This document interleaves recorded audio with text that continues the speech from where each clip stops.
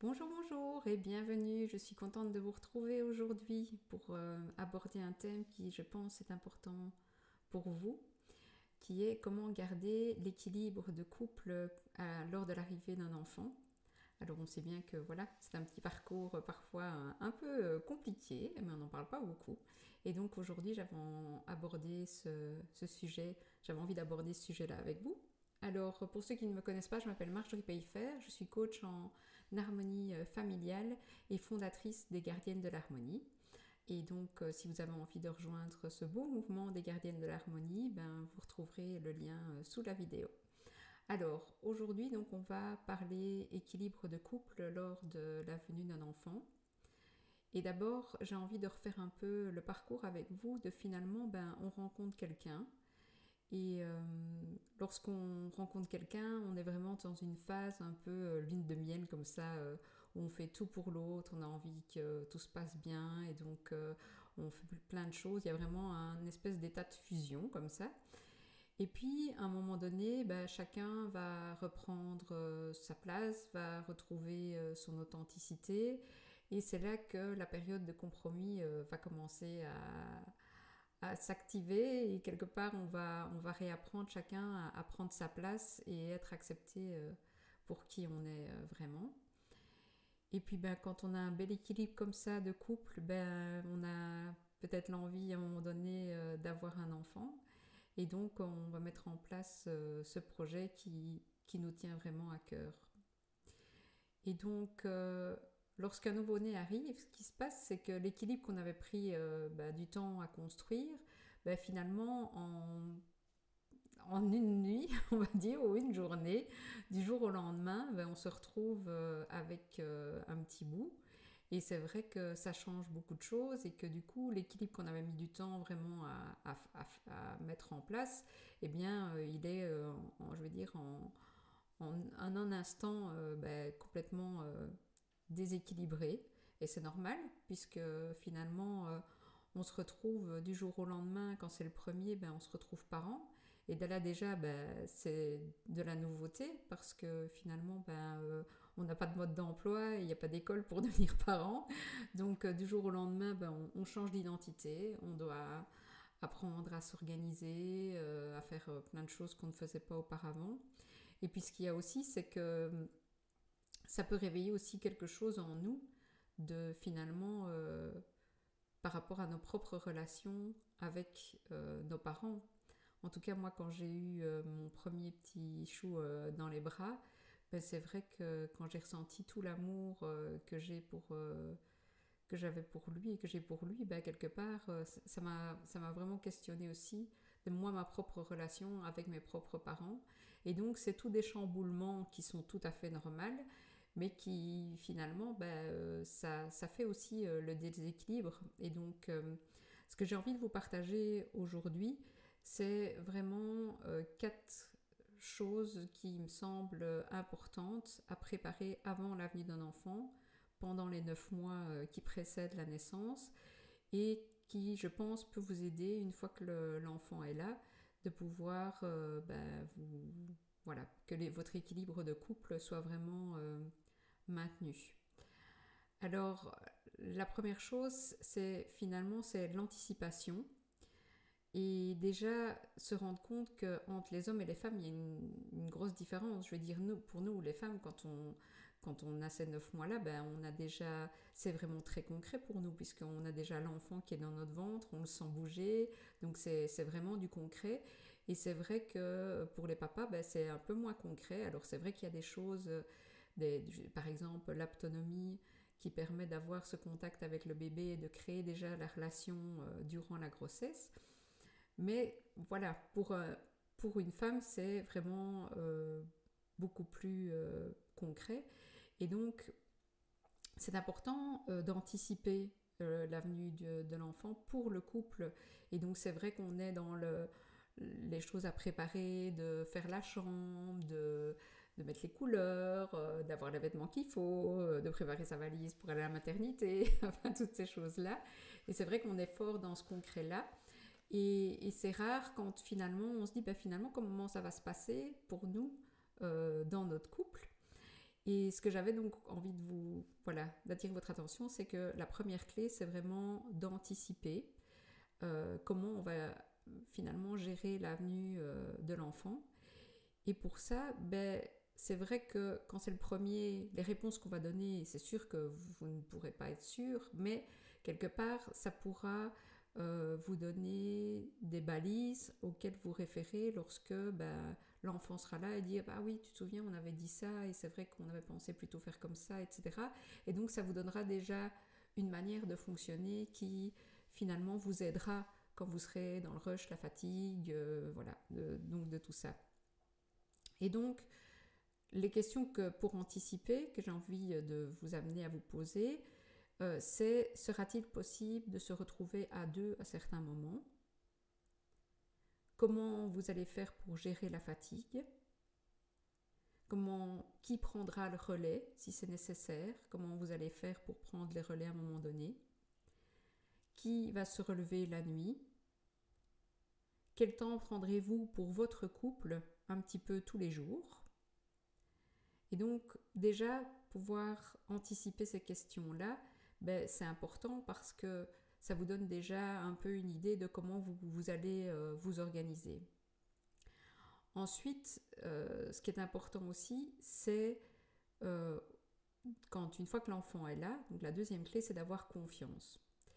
Et c'est vrai que une fois qu'il est là, notre petit amour, il faut que chacun puisse prendre sa place et il faut que chacun puisse faire confiance à l'autre dans sa capacité de gérer l'enfant, de faire en sorte qu'il soit bien, qu'il soit dans un certain bien-être, etc. Et c'est vrai que ça, c'est pas toujours facile parce que on a chacun notre bagage, on a chacun notre manière de faire qui est due à notre éducation, ou peut-être qu'on a eu des frères et sœurs quand on était encore chez nos parents et que donc du coup on a une certaine habitude, peut-être que par contre l'autre pas, et donc du coup on doit pouvoir accepter finalement d'avoir une différence dans la manière de gérer, parce que vous allez me dire pourquoi est-ce qu'on ferait ça?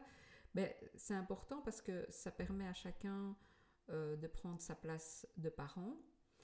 Et puis, ça évite aussi des disputes ou même à un moment donné une démission d'un des deux parents, parce que si à un moment donné, celui qui prend certaines initiatives, il est critiqué dans sa manière de faire, non, c'est pas comme ça qu'on fait, non, on fait plutôt comme ça, finalement, de un, il sait pas prendre sa place, et de deux, à un moment donné, il va dire, moi je fais plus rien, parce que de toute façon, je le fais mal, donc c'est autant que l'autre fasse tout.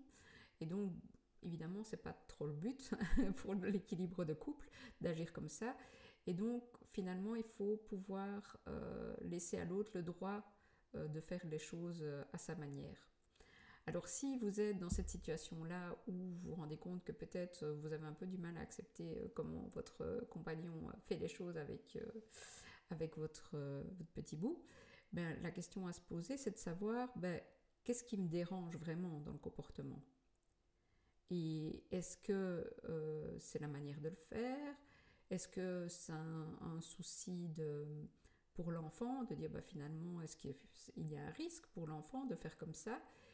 Et est-ce que je pourrais, moi en tout cas, serait-il possible que j'accepte une autre manière de faire? Serait-il possible que je lâche prise complètement par rapport à une autre manière de faire que la mienne? Donc c'est des questions importantes à se poser. Et je pense qu'on peut, comme je disais là tout à l'heure, on a l'anticipation, donc de voir un peu comment s'organiser, etc. Et il y a évidemment la confiance qu'on va mettre en l'autre dans la capacité de gérer le bébé. Alors une troisième clé, c'est la communication. Alors on sait déjà que dans un couple en temps normal, la communication c'est hyper essentiel, on peut le dire. Mais alors là, ça va être encore plus nécessaire et même plus que nécessaire. Or, souvent on est débordé, etc. Et donc du coup, on ne prend pas spécialement ce temps-là, mais la communication c'est vraiment primordial. Alors, évidemment, ce qu'il y a, c'est que déjà, l'avenue d'un enfant, ça nous renvoie à nous, à notre propre identité, parce qu'on change complètement du jour au lendemain d'identité, puisqu'on devient parent du jour au lendemain. Et donc, ça peut aussi, comme je le disais, réveiller des blessures de ce que nous, on a pu vivre en tant qu'enfant. Et donc c'est important de pouvoir justement le partager avec l'autre et de pouvoir trouver finalement des moments pour justement avoir ces moments de communication. Parce qu'on est tellement focalisé sur le bébé que finalement on en oublie de communiquer ou on en oublie de se parler. Et donc c'est important de pouvoir exprimer ses sentiments, de pouvoir dire je suis débordée, de pouvoir dire voilà, je culpabilise parce que je me sens complètement débordée alors que normalement je devrais savoir gérer, etc. Se débarrasser de sa culpabilité, c'est important aussi.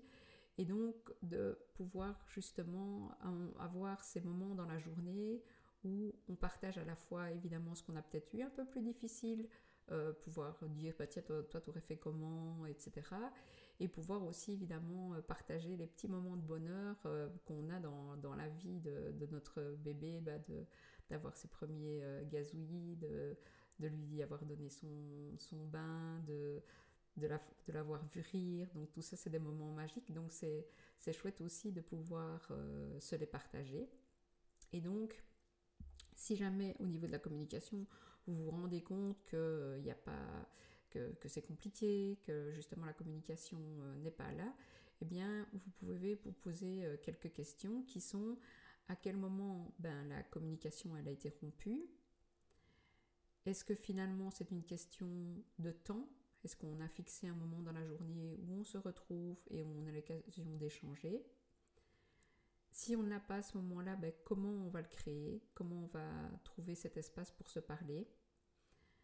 Et comment finalement je vais pouvoir dire quand j'ai besoin de parler, et comment je vais pouvoir dire quand j'arrive au bout, et quels sont les signes de finalement de se dire on sait bien qu'on se crée ce moment-là à cet endroit-là, et donc ça fait vraiment beaucoup de bien. Donc c'est des petites questions qui peuvent vous aider à rétablir la communication et surtout de pouvoir à un moment donné se dire tiens ce serait bien qu'on se fasse qu'on parle un peu et qu'on trouve ces moments qui sont importants.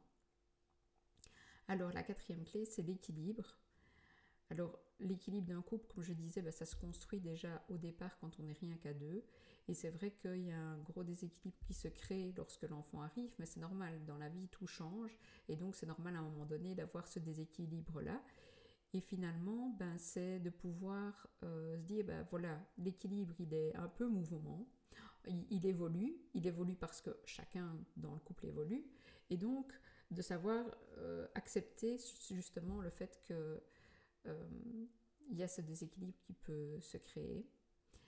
Et je parle aussi, donc, il y a à la fois le déséquilibre dans le couple, mais il y a aussi l'équilibre pour soi-même, parce que je suis persuadée qu'il n'y a pas de nous sans je.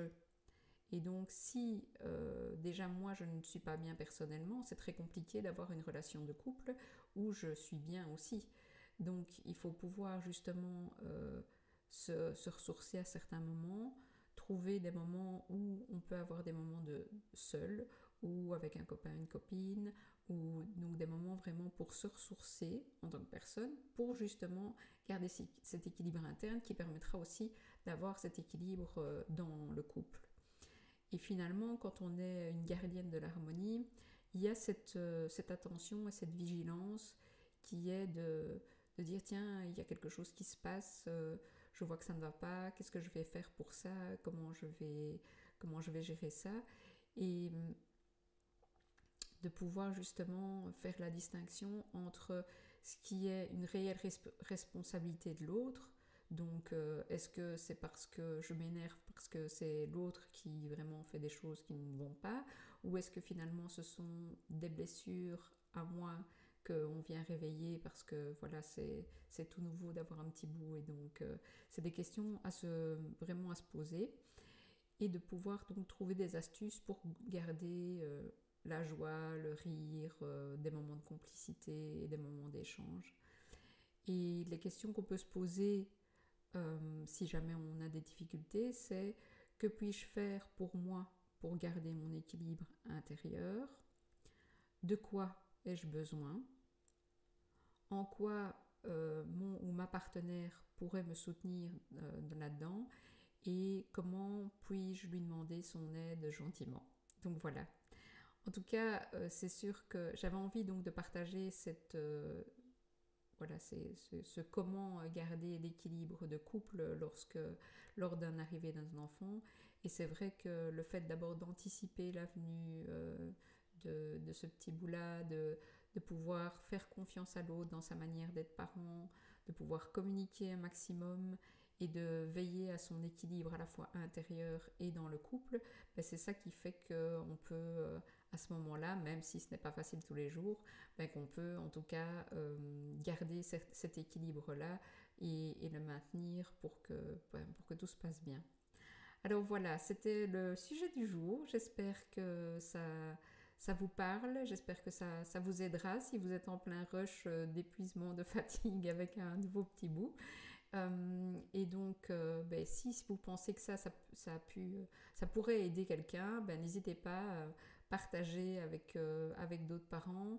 Et si vous avez envie de faire partie de ce mouvement des gardiennes de l'harmonie, eh bien, bienvenue. Cliquez sur le lien ici dessous pour nous rejoindre sur le groupe Facebook. Je vous souhaite plein de bonnes choses et surtout, bonheur à vous.